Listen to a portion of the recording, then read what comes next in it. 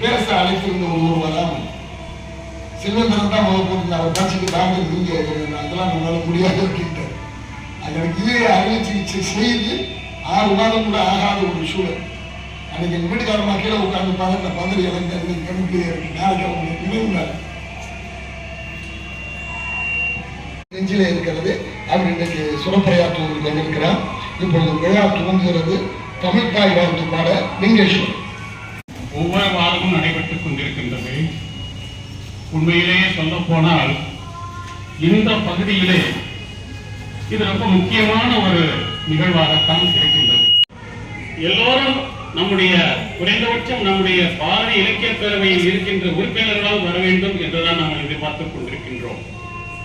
வருகை குறைவாக இருந்தாலும் நாம் சொல்ல வேண்டிய கருத்துக்களை சொல்ல வேண்டும் என்பதற்காக இந்த நிகழ்வானது நடைபெறுகின்றது. என்னுடைய அருமை மைத்துனர் நண்பர் பாரதன் அவர்கள் உண்மையிலே இந்த பகுதியை எடுத்துக்கொண்டால் திருக்குறள் பற்றி பேசுவதற்கோ திருக்குறளை பற்றி ஆய்வு செய்வதற்கோ ஒரு தகுதியான நபர் இருக்கின்றார் என்றால் அது என் அருமைமிகு மைத்துனர் பாரதன் அவர்கள் தான். வேற யாரும் இந்த ஏரியாவில் இல்லை. ஏனென்றால் திருக்குறளில் உள்ள அத்தனை பாட்களையும் அவர் படித்தவர், கற்றறிந்தவர். அவர் உண்மையிலேயே அவரிடம் இருக்கின்ற திறமைகளை நான் பார்த்து உண்மையிலே வியந்து போயிருக்கின்றேன். எப்படி இவருக்கு இவ்வளவு தூரத்திற்கு ஒரு பெரிய ஞானம் வந்திருக்கிறது என்று நான் நினைத்திருக்கின்றேன். விவிலியத்திலே ஒரு இடத்திலே இயேசுநாதர் பேசுகின்ற பொழுது இயேசுநாதரை பற்றி சொல்லுவார்கள், இவர் தச்சனுடைய மகன் அல்லவா, இவர் சாதாரண ஒரு தச்சனுடைய மகள் அல்லவா, இவருக்கு எப்படி இந்த ஞானம் வந்தது என்றெல்லாம் பேசுவார்கள். அதுபோல் நானும் சில சமயத்தில் நினைத்திருக்கின்றேன், இவங்க அப்பாவே எனக்கு நன்றாக தெரியும்.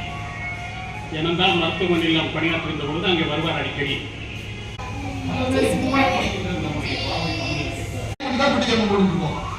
ஆனால் பாரதி இலக்கிய பேரவை என்ற தோல், பாரதன் என்ற தோல் உங்களுக்கு எல்லாம் இருக்கிறது.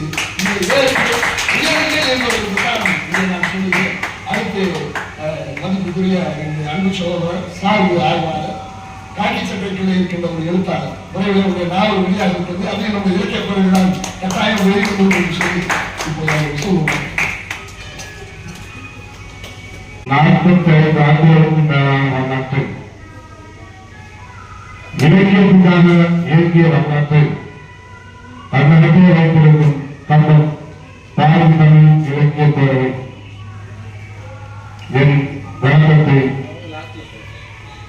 இலக்கியத்திற்காக தொடர்ந்து இயங்குவது என்பது அவ்வளவு எளிதான காரியம் அல்ல. இப்படி எழுச்சி பயிற்சி தேடி திட்டங்களை நடந்து இவ்வளவு தூரம் இயங்கி இன்றும் நிலைத்து நிற்கிறது இந்த பாரதி தமிழ் இலக்கிய பேரவை என்று நினைக்கும் போது உள்ளபடியே மிகவும் மகிழ்ச்சியாக சந்தோஷமாக இருக்கிறது.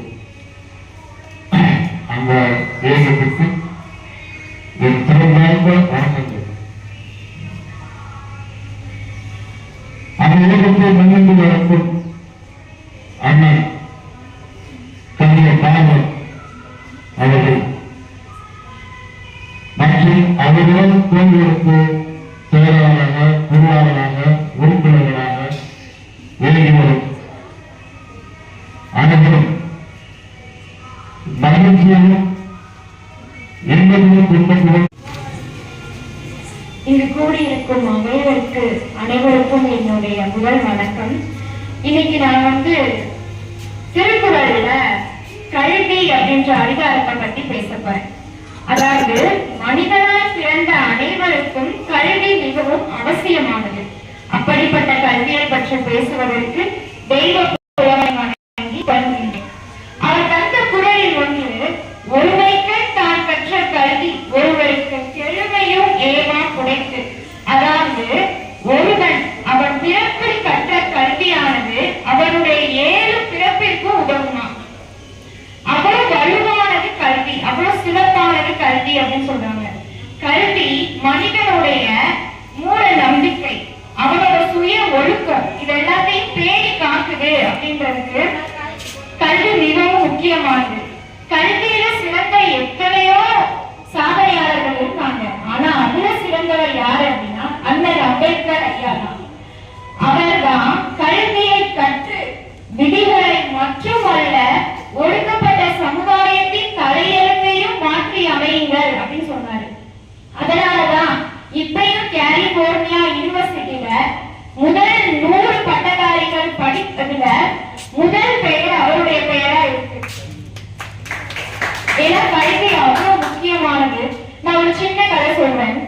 ஒரு விவசாய குடும்பம் இருந்திருக்கு.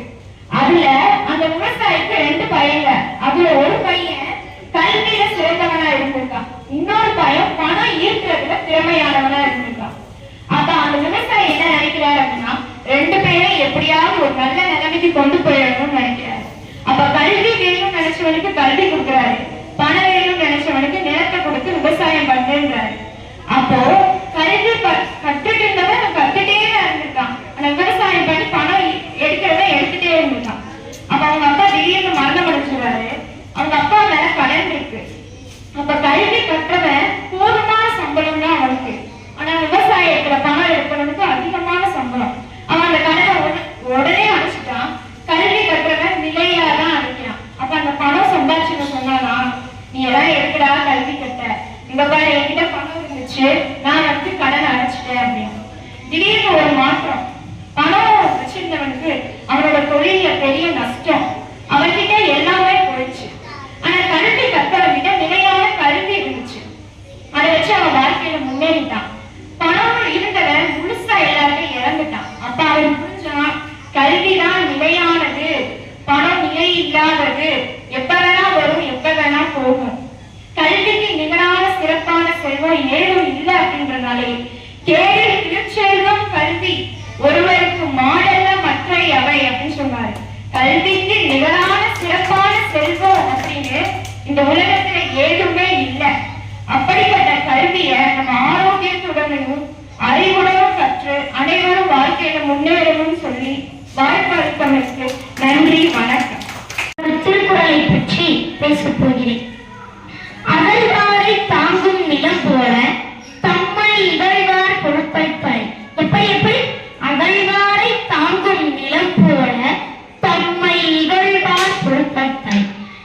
இதற்கு விளக்கம் என்னவென்றால், அகழ்வாரை என்றால் பூமியை நாம் வெட்டுகிறோம் அல்லவா, அந்த பூமி எப்படி நம்மை தாங்குகிறது, அதே போல் நம்மை கேலி மற்றும் இகழ்ச்சி செய்கிறார்கள் அல்லவா, அவர்களையும் நாம் பொறுக்க வேண்டும் என்று வள்ளுவர் பெருமான் கூறுகிறார். இதற்கு ஒரு சிறிய கதையை சொல்லி என் உரையை முடித்துக் கொள்கிறேன். ஒருவர் பள்ளி செல்லாமல் ஆலமரத்தடியில் அமர்ந்திருந்தாராம். ஒருவர் வந்து, என்னப்பா தம்பி, நீ பள்ளிக்கு செல்லவில்லையா என்று கேட்டாராம். அதற்கு அவன் கூறினானாம், இல்லை, எனது பள்ளியிலும் எனது வகுப்பிலும் அநேக மாணவர்கள் மற்றும் அனைத்து மாணவர்களும் என்னை இகழ்ச்சி செய்கிறார்கள், அதனால் நான் செல்லவில்லை என்று கூறினானாம். அதற்கு அவர் கூறினாராம், நான் உனக்கு ஒரு உதாரணம் சொல்கிறேன் என்று கூறி அவனை அழைத்துச் செல்கிறான். ஒருவர் மண் திருடர்கள் என்று கூறுவார்கள் அல்லவா, அவர்கள் மண்ணை தோண்டிக் கொண்டிருக்கிறார்கள். அவர்களிடம் சென்று, என்னப்பா என்ன செய்கிறீர்கள் என்று அவர் கேட்கிறார். அதற்கு அவர்கள் சொல்கிறார்கள், நாங்கள் மண்ணை தோண்டுகிறோம், இதை நாங்கள் விற்பனை செய்வோம் என்று கூறுகிறார்கள். அதற்கு அவர் கூறுகிறார், அந்த சிறுவனிடம் கூறுகிறார், இதை பாரப்பா தம்பி, இவர் மண்ணை தோண்டுகிறார் அல்லவா, பூமி எப்படி பொறுத்துக் கொள்கிறது, அதே போல் உன்னை இவர்களையும் நீ பொறுத்துக் கொள்ள வேண்டும் என்று அவர் கூறுகிறார். உடனே அவரும் மகிழ்ச்சியுடன் செல்கிறார். செல்ல போது நிறைய மாணவர்கள் அவரை மிகவும் கேலி செய்கிறார்கள். அவரும் பொறுத்து கொண்டு செல்கிறார். ஒரு வாரம் 2 நாள் கழித்து அவனை எந்த மாணவரும் கேலி செய்வதே இல்லை. இவனை கேலி செய்து நமக்கு என்ன கிடைக்க போகுது, முதலில் கேலி செய்தால் இவன் அழுவான், அதனால் நமக்கு சந்தோஷம். ஆனால் இவன் இப்பொழுது அழுக மாட்டேங்கிறான், இவன் வந்து கண்டுக்காம போயிடுறான், இதனால இவன் கேலி செஞ்சு நமக்கு என்ன கிடைக்க போகுது அப்படின்னு அவங்க வந்து சொல்லி அவனை வந்து அந்த ஸ்கூல்ல அந்த பள்ளியில வந்து விட்டுட்டு போயிடுறாங்க. அது விட்டுட்டு போறோம். அதனாலதான் வள்ளுவர் பெருமான் கூறுகிறான், அகழ்வாரை தாங்கும் நிலம் போல தம்மை இகழ்வார் பொறுத்தல் தலை என்று கூறி என்னுடைய உரையை முடித்துக் கொள்கிறேன். நன்றி, வணக்கம். இந்து மதத்துல ஒரு தத்துவம் உண்டு, சிவனும் சரஸ்வதியும் சகோதரி. இங்கல்ல வடநாட்டில் உள்ள ஒரு மரபு. அந்த சரஸ்வதி தந்தை நாவல குடியிருந்தான். இந்த வழியிலேயே சைவ இலக்கியங்கள் திருக்குறள் வந்து சொல்லப்பாரு, அதை நம்ம இலக்கிய பிரிவில் சொல்லிங்க அப்படின்னு சொல்லி தம்பி பார்க்க தம்பிக்கு ஒரு வார்த்தைகளை சொல்லி அடுத்து வெண்மொழி திருக்குறள் சொல்லுது. பழமரமும் வாடி இருக்குமா கொக்கு நன்றி.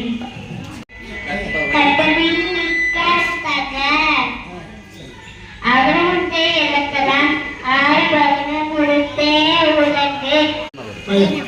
கோகுல் ராம் அவர்கள் இப்போது திருக்குறள். அகர முதல எழுத்தெல்லாம் ஆதி பகவன் முதற்றே உலகு. வேண்டுதல் வேண்டாமை இளநடி சேர்ந்தாருக்கு யாண்டும் விடுபயிர. பிறவி பெருங்கடல் நீந்துவர் நீந்தார் இறைவனடி சேராதார். துப்பாக்கு துப்பாய துப்பாக்கி துப்பாக்கு துப்பாய தூவும் யார் யாருக்கும் வானின்றி அமையாது ஒழுகு.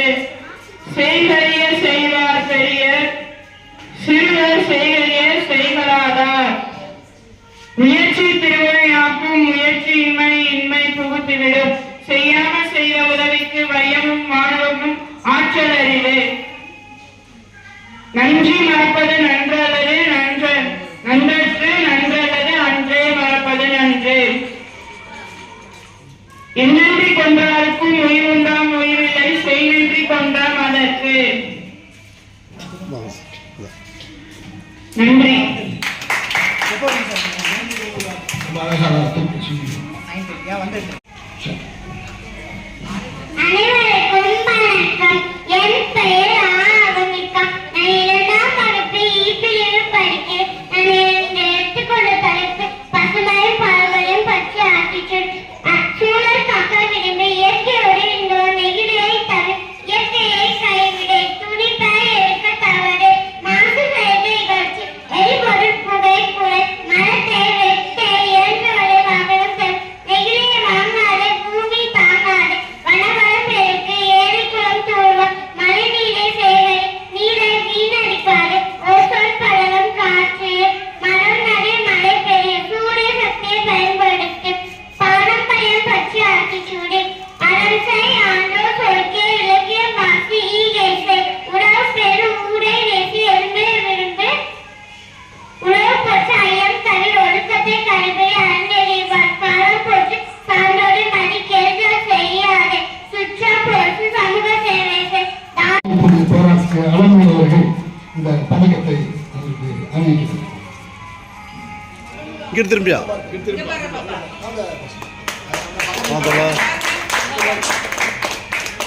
உலக மொழிகளுக்கெல்லாம் தாயாக விளங்கும் எனது தாய்மொழியாம் தமிழுக்கு முதல்கண் வணக்கம். அதாவது திருவள்ளுவர் என்னன்னு கேட்டீங்கன்னா திருக்குறளை எழுதி படைச்சிட்டு இந்த மக்களுக்காக கொடுத்துட்டு போயிட்டாரு. இத மக்கள்கிட்ட போய் யாரு சேர்க்கிறது அப்படின்னு அடுத்தடுத்த வந்தவர் தான் நம்ம பாரத ஐயாவை பாக்குறேன். ஏன் அப்படின்னு கேட்டீங்கன்னா காந்தம் எல்லாருமே உங்களுக்கு தெரியும். இரும்பு ஒட்டி இருக்கும். அப்ப அந்த காந்தத்தை முதல்ல செய்யறப்ப அந்த காந்தம் அனைத்து இரும்பு பொருட்களுமே இருக்காது. ஆனா அதுக்கு ஒரு சின்ன மின்சாரம் அது பாய்ந்ததும் அனைத்து இரும்பையும் ஒட்டி இருக்க ஆரம்பிச்சிடும். அதே மாதிரிதான் திருவள்ளுவர் காந்தத்தை செஞ்சு வச்சுட்டு போயிட்டாரு. பாரதையா அதுக்கு மின்சாரத்தை கொடுத்து இனி நிறைய பேரை திருக்குறளுக்காக ஈர்த்து வருகிறாரு. ஏன் அப்படின்னு கேட்டீங்கன்னா நாங்க நேற்று 3 நாள்ல இருந்தோம். 3 நாள்ல 2 நாள் தங்கி இருந்துட்டு வர ஒரு வேலை இருந்தாலும் பாரதன் ஐயாவுக்காக இங்க திருக்குறள் திருப்பணிகள் நடைபெறதுனால அந்த ஒரு ஈர்ப்புனாலதான் நாங்க நேற்று சாயங்காலமே இங்க வந்துட்டோம். அது மூலமா நான் ஒரு திருக்குறள் என்ன சொல்லலாம்னு கேட்டீங்கன்னா இன்னார் செய்தாரே ஒருத்தர் அவனால நன்மையை செய்துவிட. எப்படின்னு கேட்டீங்கன்னா நான் சிஎஸ்ஐ பள்ளியில ஒரு 5ஆவது 4ஆவது படிச்சுட்டு இருந்தப்ப பள்ளிக்கு தினம் அதோடதான் போனோம். போறப்ப அங்க நாய்கள்லாம் வந்தப்ப என்னை துரத்திட்டு வந்துச்சு. வேகமா வீட்டுக்கு ஓடி போய் அம்மா அப்பா என்ன நாய்கள்லாம் துரத்திட்டு வருது என்ன செய்யறது அப்படின்னு கேட்டேன். நீங்க என்ன செய்ய கொஞ்சம் பிஸ்கெட் வாங்கி போய் போறப்ப கூட அது கூட அவங்க ஒன்றும் செய்ய சொன்னாங்க. தினமும் நான் பள்ளிக்கு போகணுன்றதுனால என்ன செஞ்சேன் தினமும் போய் பிஸ்கெட் வாங்கி கொடுத்துட்டு இருந்தேன். ஒரு நாள் ஏதோ ஒரு அவசரத்துல பிஸ்கெட் கொண்டு போக மறந்துட்டேன். பிஸ்கெட் கொண்டு போக மறந்தோடனே அவங்க என்ன சார் நான் என்னை வீடு வரைக்கும் துரத்தி பிஸ்கெட் ஏன் என்னை கொண்டு வரலன்னு என்னை வீடு வரைக்கும் துரத்தி வந்துருச்சு. அப்பதான் நான் என்னன்னு யோசித்தேன். நம்ம இன்னார் செய்தாரே ஒருத்தர் அவர் தான் நன்மையை செய்து விடுறேன். நம்ம ஒருத்தருக்கு கெட்ட செஞ்சா அவருக்கு நம்ம நல்லது செய்யணும். ஆனா இது என்ன இப்படி ஆயிடுச்சுன்னு நினைச்சப்பதான் திருவள்ளுவர் அடுத்த குறள்ல என்ன சொல்றாருன்னா நன்று ஆற்றல் உள்ளும் தீங்குண்டு பண்படிந்து ஆற்றல் கரைன்னு சொல்றாரு. நீ என்ன கெட்ட செஞ்ச அனைவரும் நல்லது செஞ்சுவியா அவங்க பண்பறிஞ்சு அதுக்கப்புறம் தான் நீ நல்லது செய்யணும். அதுக்கு அடுத்த குறள்லயே வள்ளுவன் எவ்வளவு அழகா சொல்லியிருக்காரு பாத்தீங்களா. பாரதன் ஐயா அவர் அதே மாதிரி பாரதன் ஐயாவே நம்ம இனி வளர்றதுக்கு ஒரு மிகப்பெரிய ஏணியா நிற்கிறாங்க. சந்தோஷப்பட்டு இந்த திருக்குறள் திருப்பணிகளுக்கும் எனக்கு பேச வாய்ப்பளித்த பாரதிய தமிழறிஞர் பேரனுடைய நிறுவனர் தலைவர் பாரத ஐயாவுக்கு நன்றி கூறி என் உரையை முடிக்கிறேன். நன்றி. இன்னும் உண்டாக்கும் உய்வுண்டாகும். உய்வில்லை செய்நன்றி கொன்ற மதற்கு அது உண்மையிலே அவங்க மூணாறுல இருந்து இப்ப வந்தது என்பது பாரதனுக்காக இல்லை, தமிழுக்காக. தமிழுக்கு தொண்டு செய்த ஒரு சாதனை இல்லை. தமிழ் தொண்டன் பாரதி தான், செத்த தொண்டோன் பாரதிதாசன். அதனால தமிழுக்கு தொண்டு செய்தவர்கள் எல்லோருக்கும் நல்ல வாழ்வுண்டு. இந்த நிகழ்வை தமிழகம் முழுவதும் தன்னுடைய யூடியூப் சேனல் மூலமாக கொண்டு செல்கிறார்கள். தமிழக அரசுக்கும் இந்த நிகழ்வு ஒவ்வொரு வாரமும் சென்று கொண்டிருக்கிறது. அந்த வகையில் அவர்களுக்கு நம்முடைய திருக்குறள் திருப்பணி திட்டத்தின் கீழ் பாரதிய தமிழ் இலக்கிய பேரவையின் சார்பாக நன்றியை தெரிவித்துக் கொண்டு இப்போது நம்ம சிறப்பு பேச்சாளர் உரையாற்ற இருக்கிறார். ஒவ்வொரு வாரம் நமக்கு ஒத்துழைப்பு தருவது நீங்க கேட்டீங்கன்னா ஆச்சரியப்படுவீங்க. 450 குரல்ல இன்னைக்கு அதே குரல் வளர்ந்து ரொம்ப ஆயிடுச்சு. அருமையாக ஐயா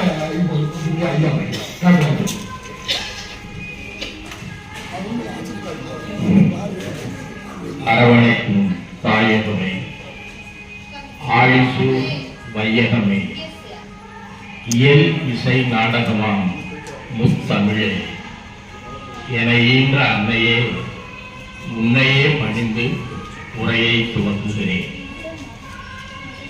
இந்த கம்பம் நகர பகுதியில் ஒரு விழிப்புணர்வை அருமை நண்பர் பாரதன் அவர்களிட்டார்.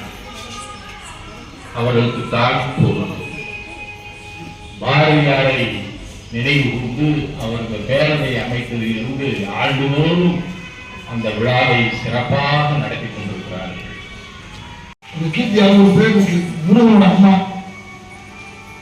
வளர்ப்பது அந்த புத்தகம் தான் அவனுக்கு படவே கிடையாது. ஆளுக்கு பிறந்த எனக்கு முதலாவதாக இந்த ஒரு நல்ல ஒரு வாய்ப்பினை நல்கியதற்காக கவிஞர் பாரதன் அவர்களுக்கு எனது நெஞ்சார்ந்த நன்றிகளை தெரிவித்துக் கொள்கிறேன். அவர்களோட நான் 3 மேடைகள்ல பயணிச்சிருக்கேன். அவருடைய சிந்தனைகளையும் செயல்கள், அந்த வார்த்தைகள் அதெல்லாம் பார்த்து நாங்க பிரமிச்சு போயிருக்கோம். அவர் எழுதிய புத்தகங்கள்ல மதிப்புரை வழங்க வாய்ப்பு கிடைத்தமைக்கு நான் ரொம்ப பெருமை அடைகிறேன். ஏன்னா அந்த புத்தகத்தை படிச்சத எனக்கு ரொம்ப மகிழ்ச்சி. என்னன்னா நம்ம எப்பவுமே கல்லூரி பேராசிரியர்ன்றதுனால வகுப்பறையில போய் மாணவர்களோட உரையாடுவோம். அப்ப பாடம் மட்டும் நடத்த மாட்டோம், பாடத்தோடு சேர்த்து அந்த பிள்ளைங்களுக்கு ஒரு கதைகளோ இல்ல கடைசி ஒரு 15 நிமிடங்கள் அவங்களோட பொதுவான விஷயங்களை உரையாடுவோம். அப்ப அந்த புத்தகம் அண்மையில் நடந்த ஆன்மீக அதிசயங்கள்ன்ற புத்தகத்தை இப்ப வரைக்கும் நான் வகுப்பறையில சொல்லிக்கிட்டு தான் இருக்கேன். ஒவ்வொரு வகுப்புக்கும் போறப்ப அவங்க எல்லாருமே ரொம்ப பிரமிப்பா ஒரு நொடி கூட அதை நகலாம கேட்பாங்க. ரொம்ப ஆர்வமா இருக்கு, இதே மாதிரி சொல்லுங்க, வேற ஏதாவது சொல்லுங்க. இவர் கதையை சொன்ன போல நிறைய பேர் கேட்டிருக்காங்க.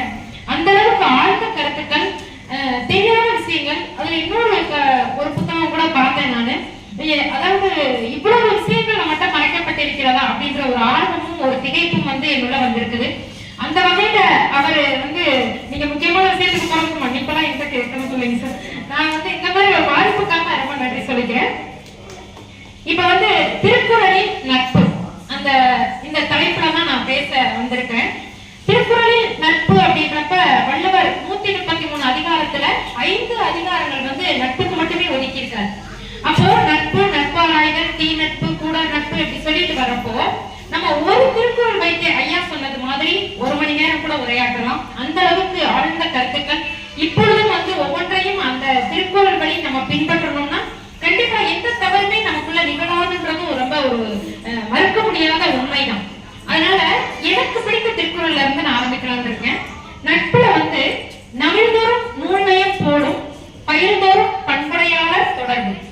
இந்த திருக்குறள்ல புத்தகத்தை படிக்க படிக்க எவ்வளவு இன்பம் தருமோ அதே போலதான் நமக்கு நண்பர்களிடம் பழக பழக இன்பத்தை தருவார்கள் அப்படின்றதான் இதனுடைய பொருள்.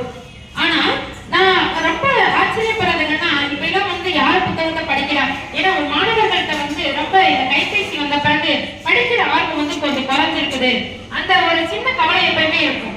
ஆனா இந்த இடத்துக்கு அதிகபட்சமான பார்வையாளர்கள் கொஞ்சம் குறைஞ்சிருந்தாலும் கூட இந்த மாணவ செல்வங்கள், குழந்தை செல்வங்கள் ஒரு 5 பேர்